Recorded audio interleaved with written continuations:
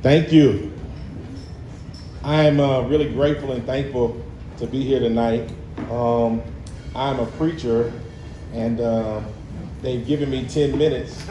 So, I tell you like I tell my church when I got to move real fast. Young people in our neighborhood have a saying that goes something like, get ready because I'm going to drop it like it's hot. So get ready, I'm going to move pretty quickly.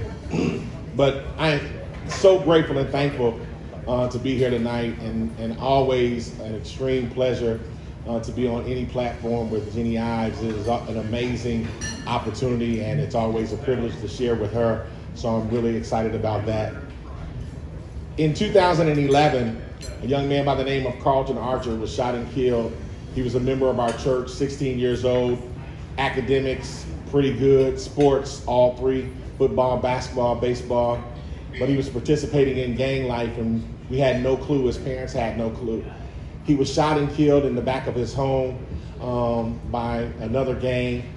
And his parents didn't want to have the funeral at our church. And I never will forget the hurt and the pain on a mother's face as she talked about not being able to have her son's funeral at our church because she was afraid that the kids coming from her neighborhood, which was only 4 blocks away, would be hurt coming into our neighborhood, which was only 4 blocks. And I assured her nothing would happen because up at that point, I had done 20 funerals of young black males that year who had been shot and killed. Most of those murders had not been solved. And I assured her that in all of those funerals, all of those gang funerals, nothing had ever happened. And I promised her nothing would happen at her son's funeral. She went ahead and relented, her and her husband. And we had the funeral at our church. And I never will forget, as the kids were coming into our neighborhood, just a walk of 4 blocks, gunfire broke out. Semi-automatic gunfire. Thankfully, no one was hurt, no one was shot. But I remember the chaos and the screaming and the hollering and everyone trying to run to a safe place. And we debated on should we have the funeral or not, but we decided to go ahead and have the funeral anyway. And I never will forget, at the end of that funeral, something happened to me that had never happened before. I felt a sense of God and an urgency like I never had to make sure that I get those illegal guns from young boys who had brought guns into the church.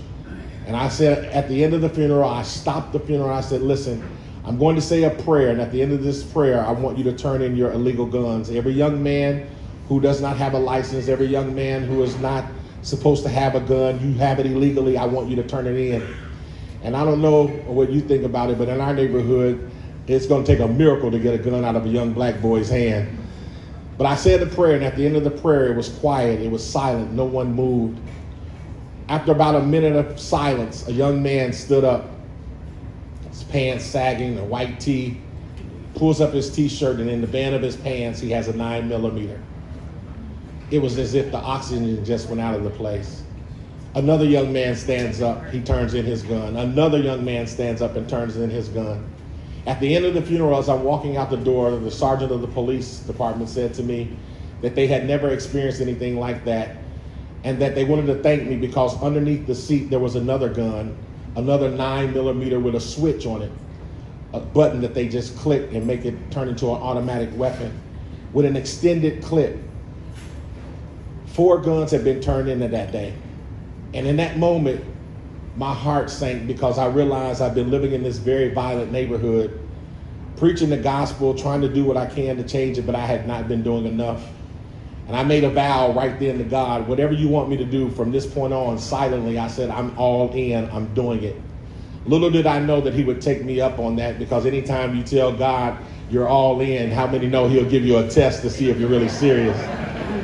I walked about 100 feet from the back of our church to the front of our church, and there it was across the street, an old hotel where they had been majoring in sex trafficking, and the gangs were using it for drugs and selling guns, and it was just a horrible place right across the street from our church. I remember one Sunday, the place is so horrible that one Sunday, a young man was beaten so bad and stripped naked, and the only place that he could run to with safety on a Sunday morning was right in the middle of our church worship service.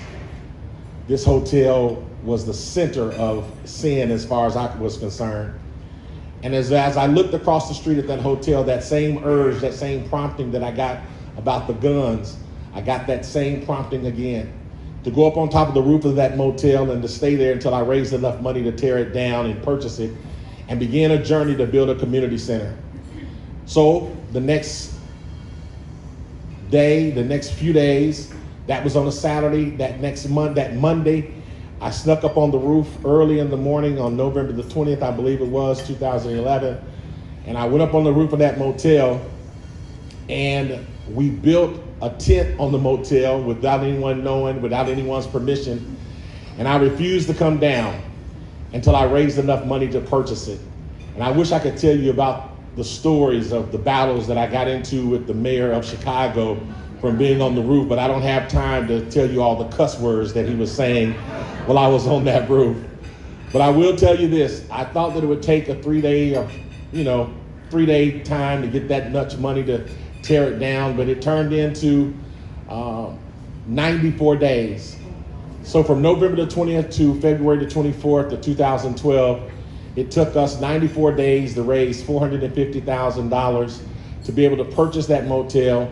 And then thankfully, because of Marty Ozinga and his family giving us an additional $100,000, we were able to purchase that motel and tear it down. But while I was there, I thought about all the issues that we were facing in the city of Chicago, what was causing the violence and what we could do about the violence and what could our church possibly do. And it was on that rooftop that we came up with an organization called Project Hood. Hood stands for Helping Others Obtain Destiny. And we decided to focus on several areas: education, economic, social ills, spiritual ills, and of course, health concerns. And we decided to tackle those things and begin to make programs to help transform our community with the idea of not waiting on government to come in and save the day. Because in our neighborhood, that is the order of the day, where government dependency has become so part of our everyday life that it's almost as if we're waiting on Superman to come in and just remarkably save the day for us. But I preach and I teach that that is not going to happen. And so we created Project Hood with this idea of solving our own problems, with this idea of fixing our own issues, with this idea of teaching people self-responsibility, with this idea of not just giving people a handout, but giving people a hand up. And so it was that we purchased a motel and we started down the journey, and I got 4 more minutes. We started down the journey. We started the journey to build this community center, this beautiful place where children could go to have a place where adults could learn the trades, where they could learn how to be entrepreneurs, where our community could experience the things that every community should experience in order to live the American dream. And so this, in November 20th of 2021, 10 years later, I went back up on the roof again for the 10th year anniversary. This time not by myself. I decided to invite CEOs from around the country and people from around America to come and stay a night with me on the roof. This time not to raise $450,000 or $550,000, but this time to raise $35 million to build a community center.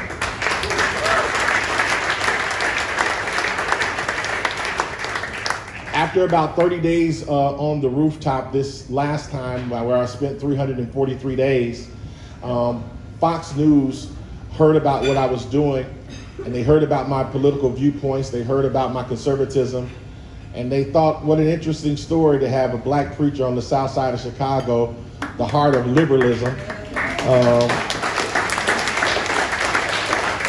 to speak to some of the conservative issues. So they gave me an opportunity to talk about whatever I wanted to talk about, write whatever I wanted to write, without any editing, without any cutting. It was just straight me and my viewpoints, and giving you what we called Rooftop Revelations. And every day Fox allowed us to go on and give you Rooftop Revelations, where we talked about Chicago being a place where our communities are unsafe. Where we are even right now, that community on the south side of Chicago, in 2014, the Chicago Sun-Times said it was the most dangerous block in all of Chicago, meaning it was the most dangerous block in all of Illinois. We decided that we wanted to do something about that. We don't want our communities to be unsafe. I talked about our schools, how they're in a shambles, and how even in our neighborhood, the local elementary school has a 4% reading proficiency and a 6% math proficiency. Anywhere else in Illinois, people would be protesting and outraged. But in Chicago, on the south side of Chicago, it's okay for little black boys and little black girls to go to schools that are horrible. That is why we promote and I push consistently school choice, because every parent should have the right to give their child a good education.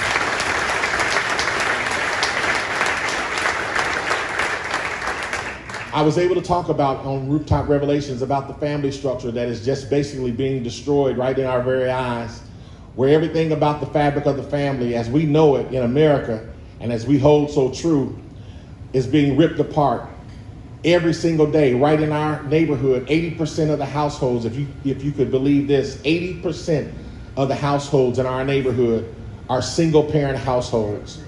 Single parent households, people who are trying their best to raise these little black boys who are missing their fathers and whose fathers are absent, sometimes dead, sometimes in jail, sometimes just a deadbeat. And they're angry and they're hostile and they need a place where they can be affirmed, where they can be loved, where they can be guided, where they can be shown the right direction. That's the reason why we created Project Hood, to try to restore hope in the American dream that a lot of the people on the south side of Chicago have lost. We are trying to restore hope for those who live on the south side of Chicago, like Alfred Creamer, who was raised right in Woodlawn in the neighborhood that I serve. Alfred Creamer was one of the leading gang members, the Black Disciples. Not only was he one of the leading gang members, the Black Disciples, but he was also one of the leading drug participants in selling drugs. Alfred Creamer was convicted along with 28 more individuals in a RICO act, and they all went to jail. And Alfred Creamer, as their leader, one of the leaders, served 10 years in prison. And when he got out, his idea was to go back and continue to wreak havoc in our neighborhood. But they said to him when he got out, "We want you to go somewhere. We want to take you to a place to meet someone." And they brought Alfred Creamer to me, and I never will forget what I told Alfred. I told Alfred, "Listen, there's a new sheriff in town, and this neighborhood is no longer your neighborhood just to wreak havoc. This is no longer your neighborhood just to do damage." And I said, "Matter of fact, get in my car. I want to take you and show you what you did in our neighborhood." And I rolled him around and I showed him the devastation. I showed him where a 6-month-old baby had gotten shot because her dad was involved in drug trade, who, by the way, her dad now works for us, Jonathan, one of our best workers. I rolled him around and showed him the neighborhood, and I saw a tear fall from his face. And I told Alfred, "Look, if no one else has ever tried to help you, if no one else has ever tried to turn your life around, I'm going to do everything I can to help you get on the right track." Alfred became an employee. He's worked for us diligently. He went through our construction program at Project Hood. He landed a nice job at a major construction company. He recently, a year and a half ago, got married to a very lovely woman who works for Related Midwest, who is also building our building. Thankfully, we're grateful for that. And last month, he called me and said, "Pastor, I've been having something I wanted to invite you to, and I didn't want to tell you." And he invited me to a housewarming. Alfred had brought his first house with a wife that he never thought he would have because he was such a playboy. But it all started in restoring his dream about what could be in America. That just because you're born in the hood, just because you live in the hood, does not mean you have to have the hood in you. Alfred now understands that we can't depend on government to change our issue. We have to change our situations. We have to take the responsibility for ourselves. And every single day,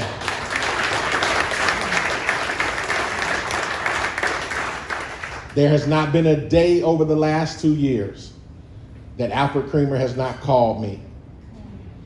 Even while I was on the way here, he called and I didn't answer, and he sent me a text, SMH, shaking my head because I didn't answer the phone. But that's what Project Hood is about. That's what we're doing on the south side of Chicago.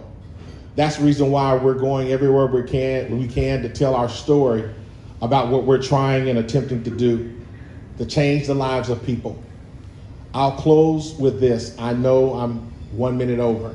And I'll close with this. Somebody may be looking at me and you're saying, what difference does it make? What can I do? There's 3 things you can do. You can give us some of your time. I know you're far away, but thankfully now we're all operating virtually. So you can give us some of your time virtually. We have kids who need to be mentored. We have kids who are trying to learn financial literacy. We have adults who are trying to purchase their first homes. We have individuals who are trying to learn construction. We are trying to change and transform a neighborhood. By the way, that article in 2014 where they said we were the most dangerous neighborhood in Chicago, just last month, CBS did a story on our neighborhood and on our organization. And on CBS, they said that we are now the leading non-for-profit violence prevention group in the city of Chicago.